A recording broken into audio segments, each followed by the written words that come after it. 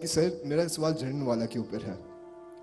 Sir पूरे शहर के चर्च के ऊपर आग लगा दी गई और कहा हमारी हुकूमत ने कुछ नहीं किया। आप सर ऑफिस में ही थे, अगर मेरी इल्म में कमी हो तो सर प्लीज़ इजाफा करें, मगर जितना मुझे इल्म है आप सर ऑफिस में थे और आपके होते ये हुआ, मगर क्या हुकूमत ने सर उसके ऊपर एक्शन लिया है?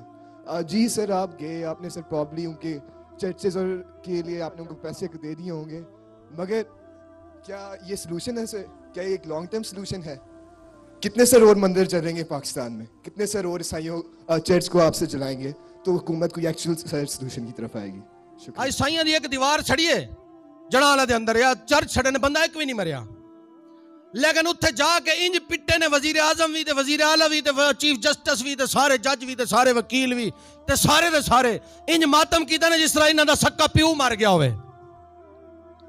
लेकिन मुसलमान तेरी के कीमत है इन्हां दी नजर च। बलोचिस्तान मस्तूंग दे अंदर 100 तो ज्यादा शहीद होए ने मुसलमान, हजूर दा नारा ला रहे सन, हजूर दी बारगाह में जा रहे सन, 100 तो ज्यादा शहीद होए ने, किसी दे मुंह जो एक बयान भी नहीं निकलिया।